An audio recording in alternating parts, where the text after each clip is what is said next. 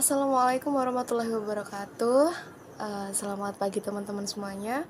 Perkenalkan, nama saya Rinda Sofi Latifah dengan NIM 211211162. Saya kelas 2E dari Komunikasi dan Penyiaran Islam.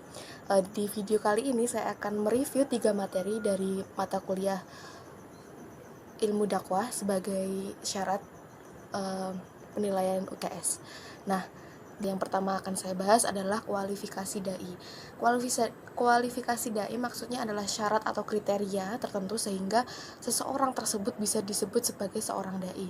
Nah, secara ideal, dai adalah seorang mukmin yang menjadikan Islam sebagai agamanya, Al-Quran sebagai pedomannya, dan Nabi Muhammad SAW sebagai rasulnya, atau sebagai pemimpin, atau sebagai teladan ketika dia ketika dia menjalani hidup di dunia ini. Dan definisi ini menuntut dai untuk mengamalkan ajaran Islam sebelum dia mengajarkan kepada orang lain. Jadi apa yang dia ketahui, apa yang dia dapatkan dari sumber-sumber pendidikan atau sumber-sumber lainnya harus dia terapkan dulu ke dalam kehidupan dia sendiri sebelum dia melakukan dakwah atau menyampaikannya kepada orang lain. Nah, menurut para ulama, dai ini telah mengamalkan secara benar-benar pengetahuan ajaran Islam, meskipun ulama juga belum tentu untuk seorang dai ini mengamalkan apa yang dia ketahui. Dan tuntutan ideal seorang dai itu banyak diutarakan oleh para ulama. Salah satunya adalah dari Abu Bakar Aceh membuat persyaratan syarat dai, yaitu yang pertama, beriman dan percaya sungguh-sungguh akan kebenaran Islam yang disampaikan, menyampaikan dengan lisannya sendiri dan dengan amal perbuatannya. Yang kedua, dakwah yang disampaikan bukan atas dasar rasa fanatik atau ta'assub atau kaum dan golongan. Yang ketiga, pesan yang disampaikan berdasarkan kebenaran yang lengkap dan dasar yang tidak ragu-ragu. Dan yang terakhir, dia rela mengorbankan jiwanya di atas jalan Allah Subhanahu wa taala. Nah, bukan cuma itu teman-teman, ada juga pendapat dari Ali Abdul Halim Mahmud secara panjang lebar. Beliau menjelaskan persyaratan bagi seorang dai sebagai berikut. Syarat dan etika atau adab dai ini bermacam-macam. Ada syarat dan etika yang memang telah ditetapkan Allah Subhanahu wa taala untuknya. Ada syarat mengenai keagamaan, akhlak, dan komitmen ketika pada etika Islam. Ada dakwah tentang ilmu dan pengetahuan terhadap agama dan dakwah. Ada syarat dan etika tentang kemampuan melaksanakan dakwah gerakan atau harokoh, serta kemampuan melaksanakan setiap perbuatan yang dituntut oleh dakwah individual atau fardiyah dalam semua tingkatannya. Ada pula syarat dan etika mengenai kesabaran dan ketabahan dalam melaksanakan aktivitas dengan menghadapi mat'u atau masyarakat tersebut, tingkat kepercayaan dan pengharapannya kepada Allah Subhanahu wa taala untuk memperoleh bantuan pertolongannya. Dan Abdul Karim Zaidan juga menghendaki kesempurnaan seorang dai. Dia juga membuat klasifikasi seorang dai yang menuntut dai agar memiliki pemahaman Islam yang mendalam, iman yang kokoh, dan hubungan yang kuat dengan Allah Subhanahu wa taala. Secara terperinci, Al-Bayununi memberikan persyaratan dai sebagai berikut. Yang pertama, memiliki keyakinan yang mendalam terhadap apa yang dia didakwahkan. Yang kedua, menjalin hubungan yang erat dengan masyarakat mat'u. Yang ketiga, memiliki pengetahuan dan wawasan tentang apa yang didakwahkannya. Keempat, ilmunya sesuai dengan perbuatannya dan konsisten atau istiqomah dalam pelaksanaannya. Yang kelima, memiliki kepekaan yang tajam. Yang keenam, bijak dalam mengambil metode. Yang ketujuh, perilakunya terpuji. Yang kedelapan, berbaik sangka dengan umat Islam. Yang kesembilan, menutupi celah orang lain. 10, berbaur dengan masyarakat yang jika dipandang baik itu untuk dakwah, untuk menjauhi, justru tidak untuk menguntungkan. 11, menempatkan orang lain sesuai dengan kedudukannya dan mengetahui kelebihan masing-masing individu. Dan yang terakhir, saling membantu dan saling bermusyawarah dan saling menasihati dengan sesama dai.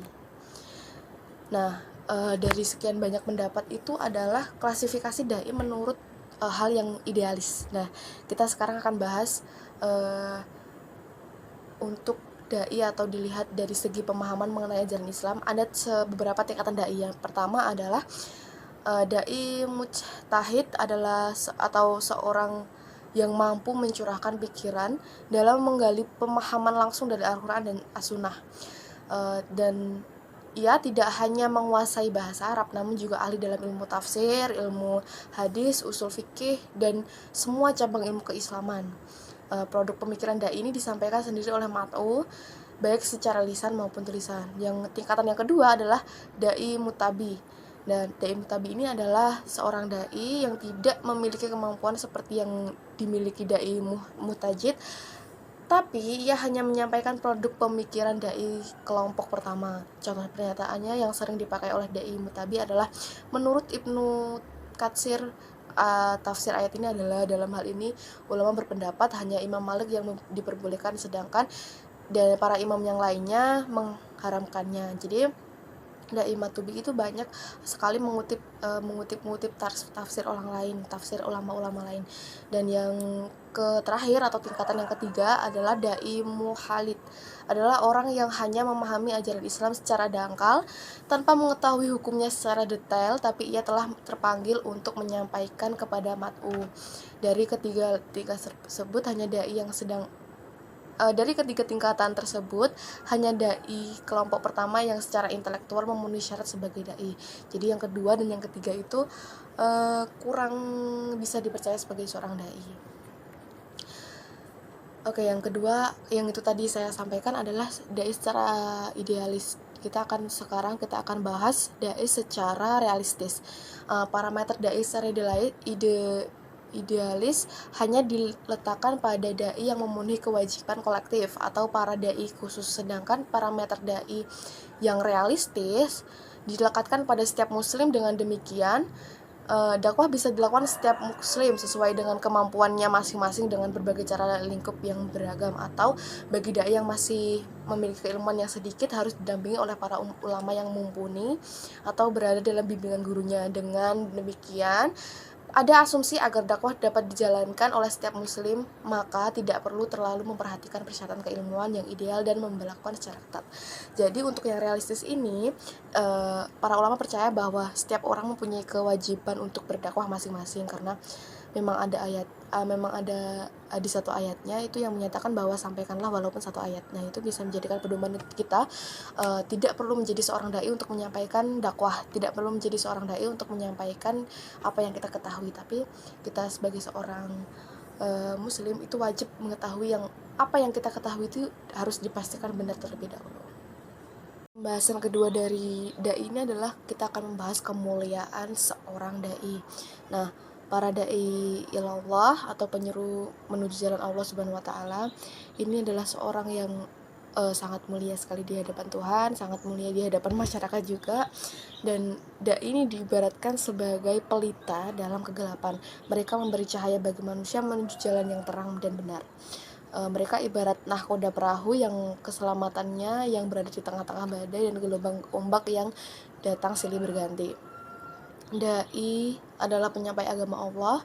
Ia menuntun manusia menuju keridhaan Allah Subhanahu wa taala, mengajak serta menyeru serta memotivasi mereka untuk mengamalkan perintah dan menjauhi larangannya. Sungguh mulia amaliyah dakwah yang diemban oleh para dai Allah. Sebab amalan yang dilakukan adalah sebaik-baiknya amalan yang sangat dicintai oleh Allah Subhanahu wa taala. Oleh sebab itu, yang memikul amanat dakwah ini pun adalah manusia pilihan yang sangat dicintai oleh Allah, yaitu para nabi dan rasul, kemudian generasi setelahnya, dan mengikuti mereka dalam hal ilmu dan amal dan menyampaikan kepada para umat muslim yang lain.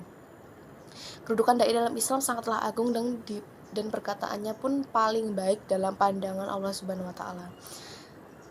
Allah Subhanahu wa taala telah menjanjikan pahala dan keutamaan yang banyak kepada para dai atau para penyampai ilmu keagamaan, berupa kemenangan di dunia dan keberuntungan di akhirat. Berikut ini keutamaan yang lain adalah Nabi Muhammad SAW mendoakan secara khusus orang yang menyampaikan sabda beliau kepada orang lain, dan ini adalah kemuliaan tersendiri bagi para dai sebagai penyampai agama Allah Subhanahu wa taala kepada manusia. Dan selanjutnya adalah Allah Subhanahu wa taala dan para malaikat serta makhluk yang ada di langit dan di bumi akan bersolawat kepada para dai atau pendidik umat atau penyampai dakwah. keutamaan selanjutnya adalah para dai ilallah adalah orang-orang yang mendapatkan kebahagiaan dan keberuntungan. Yang selanjutnya keutamaannya adalah karena yang dilakukan oleh para dai begitu luhur dan mulia, apabila dibarengi keikhlasan dan kejujuran, mereka berhak mendapatkan kemuliaan juga dari Allah Subhanahu wa taala berupa pengukuhan bahwa tidak ada ucapan yang lebih baik daripada ucapan mereka. Jadi ada klaim tersendiri dari masyarakat bahwa yang dia katakan itu adalah benar. Pembahasan terakhir mengenai dai ini adalah kita akan membahas tentang problematika seorang dai. Nah, problematika seorang dai ini dibagi menjadi dua faktor, yaitu faktor dari dalam dai itu sendiri atau faktor internal, dan yang kedua adalah faktor dari luar dai itu sendiri atau faktor eksternal. Yang pertama kita bahas dari faktor internal dulu. Faktor internal ini bisa dikaitkan dengan dari dalam diri, yaitu adalah pengetahuan yang dai tersebut punya gitu. Seberapa besar pengetahuan seorang dai, seberapa panjang riwayat perjalanan pendidikan seorang dai itu juga mempengaruhi ketika beliau menyampaikan dakwahnya. Nah, lebih ke seperti itu. Dan yang untuk faktor eksternal, faktor yang kedua yang dari luar adalah yang pertama itu ada aspek biologis. Aspek biologis itu adalah ketika kita berdakwah menjadi seorang dai, kita harus memperhatikan faktor biologis. Faktor biologis bisa sebagai contoh adalah laki-laki dan perempuan. Seorang laki-laki dan seorang perempuan akan berbeda sifat atau berbeda karakter, karena memang laki-laki lebih memiliki karakter yang kuat, yang tidak gampang terbawa perasaan. Sebaliknya dengan perempuan, dia akan lebih berperasaan dan akan lebih lembut. Jadi ketika kita menyampaikan dakwah atau menjadi seorang dai harus memperhatikan faktor tersebut, di mana kita menyampaikan apa yang kita sampaikan itu kepada siapa gitu. Dan yang kedua adalah aspek psikologis. Aspek psikologis ini adalah pengaruh dari bisa dikatakan dari umur, karena memang berbeda umur juga berbeda pandangan. Jadi faktor umur ini kerap menjadi kontroversi bagi seorang dai, bahwa memang kita tidak bisa menyamakan ketika kita berdakwah kepada seorang anak-anak dan kita berdakwah dengan seorang yang dewasa ataupun yang sudah lanjut usia. Nah, faktor yang ketiga adalah dari aspek geografis. Aspek geografis ini adalah aspek tempat tinggal seseorang gitu ya, tempat tinggal atau tempat penghunian atau masyarakat setempat. Nah, seperti di Indonesia sendiri itu banyak sekali daerah atau banyak sekali budaya, dan ini sangat mempengaruhi kita sebagai seorang dai, bahwa apa yang kita sampaikan tidak boleh menyinggung atau ya malah menyakiti hati, berujung dengan tidak percayanya seseorang terhadap kita. Kita harus memperhatikan budaya mereka, kita harus memperhatikan semua yang ada di dalam masyarakat tersebut. Dan yang selanjutnya adalah faktor ekonomis. Faktor ekonomis ini merujuk pada sistem ekonomi seseorang atau beberapa masyarakat itu kan pasti berbeda-beda. Jadi kita harus memperhatikan itu juga, dan sebisa mungkin tidak adanya penghinaan atau hal-hal yang menyinggung berbagai tingkat ekonomi tersebut. Dan yang selanjutnya adalah aspek agama. Latif Rosdi menyebutkan bahwa golongan muslim masih dapat dibedakan kepada beberapa golongan. Yang pertama adalah golongan yang beragama dengan benar, yaitu orang-orang yang memahami ajaran agama dengan baik, meyakininya dan mengamalkannya dan menghayatinya dalam segala aspek kehidupannya. Dan jadi dia mengetahui apa yang harus dia lakukan, dia mengetahui baik dan buruknya apa yang tidak dibolehkan, dan dia mengamalkan itu dalam kehidupannya sehari-hari. Dan yang kedua adalah yang beragama formalitas saja, yaitu orang-orang yang mengambil ajaran agama itu sekedar formalitas dan bentuk yang lainnya saja, yang mengetahui sebagian saja dari ajaran Islam agamanya dan mengamalkan sebagian pula. Jadi orang tingkat kedua ini adalah orang-orang yang terbatas pengetahuannya, dan dia melakukan amalan itu juga sesuai dengan apa yang dia ketahui. Jadi dia beragama itu dengan keterbatasan karena dia tidak tahu apapun. Dan yang ketiga adalah yang beragama secara merek saja, yang disebutkan agama statistik, sensus turunan ataupun geografis, atau beragama karutan penduduk saja. Dan banyak kasus di sini bahwa ada yang dinamakan Islam KTP. Nah, itu bisa menjadi salah satu contoh Islam dalam golongan yang ketiga. Nah, yang Selanjutnya adalah faktor dari pendidikan. Faktor pendidikan ini merujuk pada pendidikan atau pengetahuan yang dimiliki seseorang, karena kita ketika berdakwah pasti ada banyak masyarakat yang berpendidikan atau tidak. Nah, itu kita harus jadi perhatian khusus. Yang terakhir adalah faktor aspek kebudayaan masyarakat. Nah, ini akan sedikit sama dengan yang aspek geografis, di mana setiap masyarakat itu punya kultur yang berbeda, setiap masyarakat itu punya tata cara untuk menjalani kehidupan itu berbeda-beda. Jadi itu bisa juga menjadi problematika seorang dai ketika akan menyampaikan dakwahnya. Setelah pembahasan mengenai dai yang telah disampaikan, selanjutnya materi yang akan saya sampaikan adalah materi tentang metode dakwah. Dan metode dakwah ini dibagi jadi beberapa materi. Itu yang pertama adalah pendekatan dakwah. Dalam buku metodologi penelitian dakwah karya Asep Saiful Muhtadi dan Agus Ahmad Syafi'i, maka istilah pendekatan sama dengan metodologi, yaitu sudut pandang atau cara melihat dan memperlakukan sesuatu yang menjadi perhatian atau masalah yang dikaji. Jadi yang dimaksud pendekatan dakwah ialah penentuan strategi atau pola dasar dan langkah dakwah yang di dalamnya terdapat metode dan teknik untuk mencapai tujuan dakwah. Dan pendekatan dakwah dalam buku Ilmu Dakwah karya Muhammad Ali Aziz, pendekatan adalah titik tolak atau sudut pandang kita terhadap proses dakwah. Umumnya penentuan pendekatan didasarkan pada mitra dakwah dan suasana yang mencakupinya. Dengan kondisi dan suasana masyarakat yang berbeda-beda, jamaah tabligh dalam terdakwah menggunakan pendekatan dengan cara silaturahmi dari rumah ke rumah, mengunjungi saudara muslim, menyampaikan kebesaran Allah Subhanahu wa taala. Selain dengan bersilaturahmi, pendekatan dakwah juga dilakukan secara jamaah.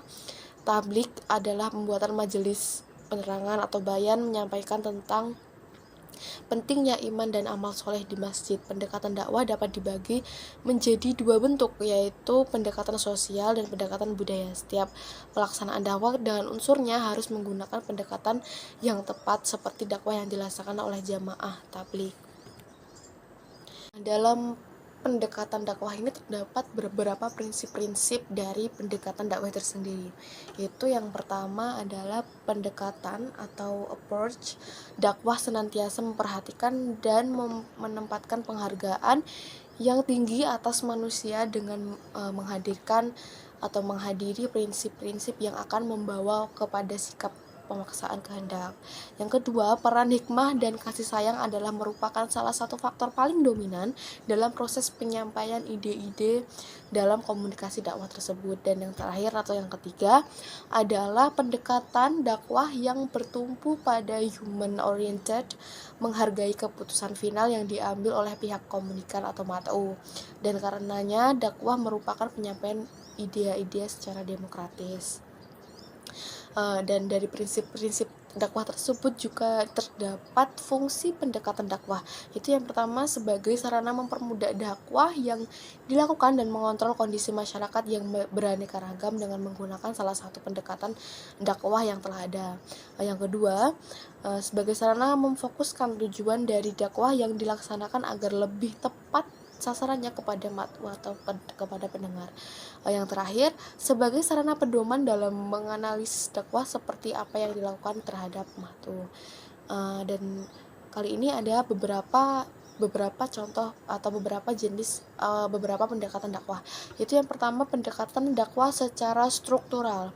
Nah, pendekatan dakwah secara struktural adalah kegiatan dakwah yang menjadikan kekuasaan atau birokrasi, kekuatan politik sebagai alat untuk memperjuangkan Islam. Dalam dakwah struktural bersifat top down, hingga dalam prakteknya aktivis dakwah struktural bergerak mendakwahkan ajaran Islam dengan memanfaatkan struktur politik maupun ekonomi guna menjadikan Islam sebagai ideologi negara, sehingga nilai-nilai Islam dalam kehidupan berbangsa dan bernegara itu menjadi semakin kuat dan semakin banyak pemeluknya.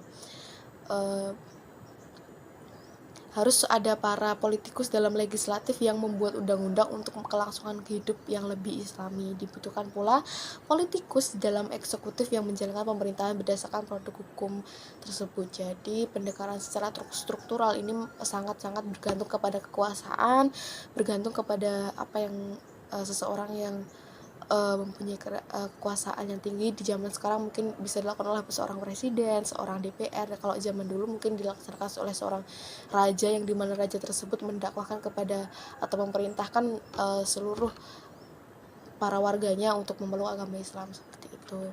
Dan yang kedua adalah pendekatan yang kultural atau pendekatan kultural adalah mengembangkan dakwah melalui jalur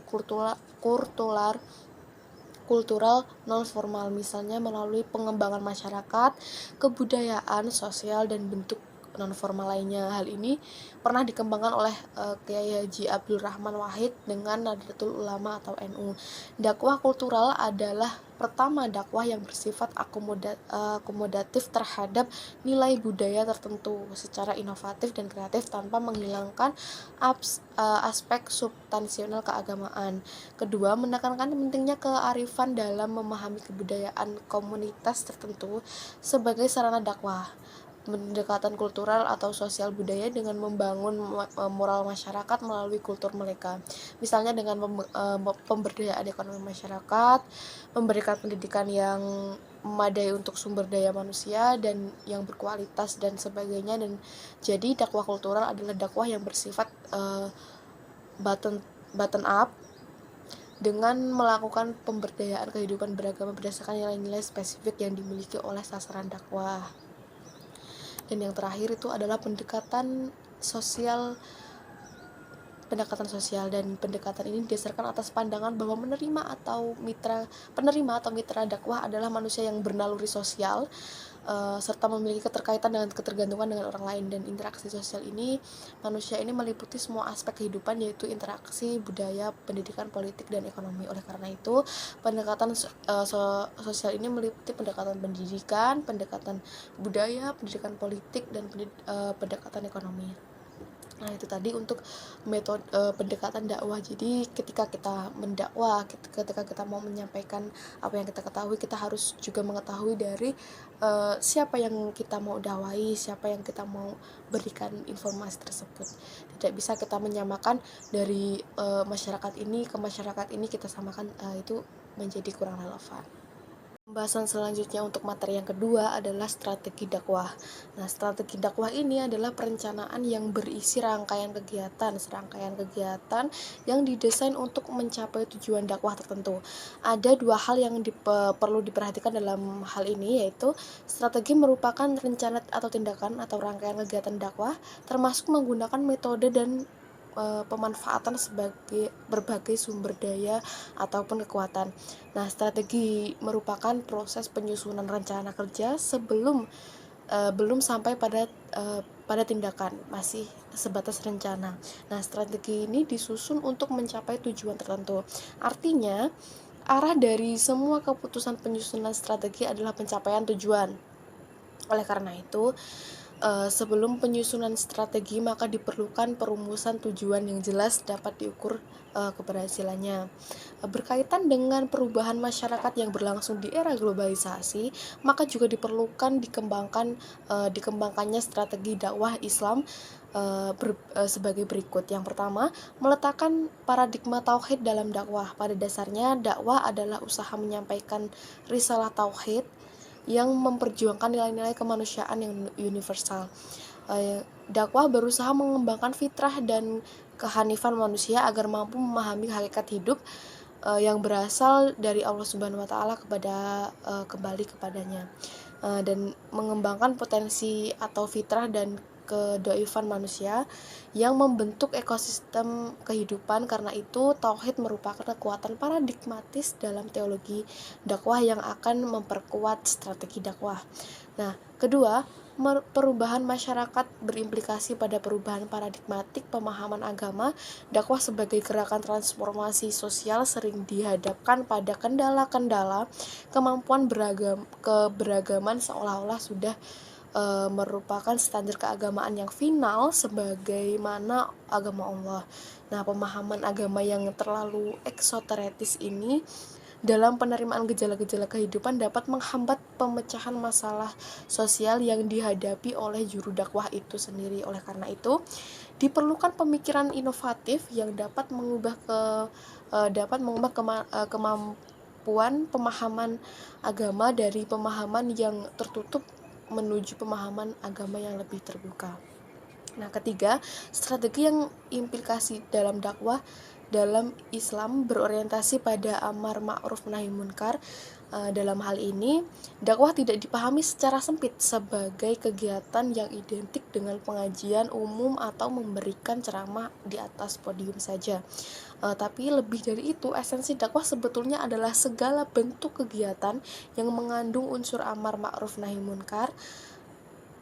Maka dakwah tidak lain merupakan suatu proses memanusiakan manusia yang mengandung proses transformasi kebudayaan masyarakat. Dan ada pun macam-macam strategi dakwah menurut beberapa jamhur ulama, antara lain yang pertama strategi tilawah, kedua strategi takziah, yang ketiga strategi taklim atau strategi pendidikan.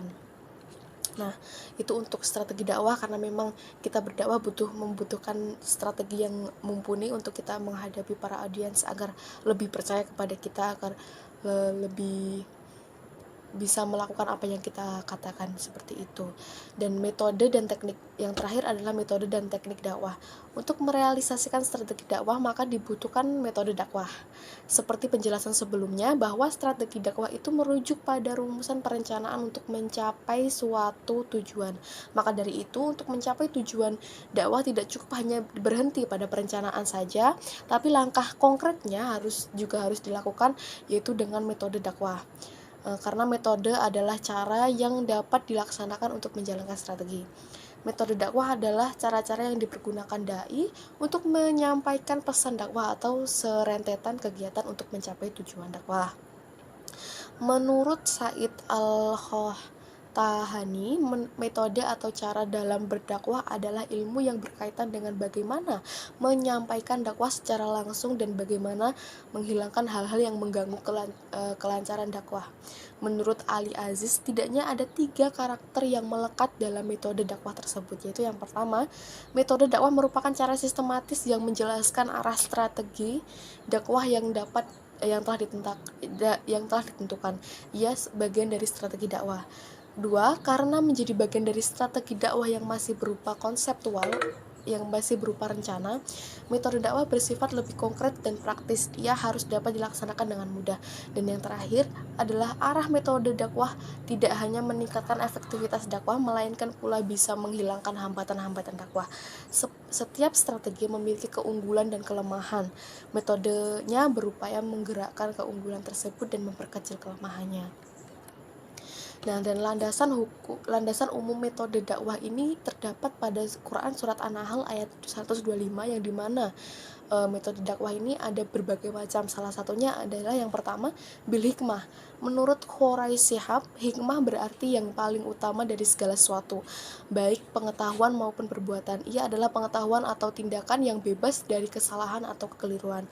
Hikmah juga diartikan sebagai sesuatu yang digunakan atau diperhatikan akan kedatangannya kemaslahatannya dan kemudahan yang besar, serta menghalangi kejadian mudarat atau kesulitan yang besar atau lebih besar. Kata hikmah memiliki padanan dalam bahasa Indonesia dengan bijaksana, yang berarti selalu menggunakan akal budidaya, pengalaman pengetahuan arif dan tajam pemikirannya, pandai dan ingat-ingat. Hikmah juga diartikan suatu pendekatan sedemikian rupa hingga objek dakwah mampu melaksanakan apa yang didakwahkannya atas kemampuannya sendiri, tanpa paksaan, konflik, ataupun rasa tertekan. Dalam bahasa komunikasi disebut sebagai frame of reference, field of reference, and field of experience, yaitu situasi total yang mempengaruhi sikap pihak komunikan. Metode bil hikmah mengedepankan akal pikiran, baik dari sisi pendakwah dan mitra dakwah.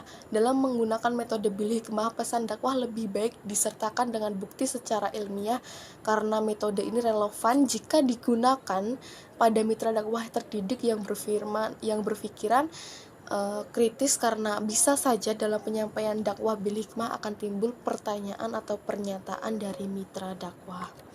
Nah, yang kedua itu adalah al-mau'izahal hasanah, dan kata al-mau'izahal terambil dari kata wa'aza yang berarti nasihat.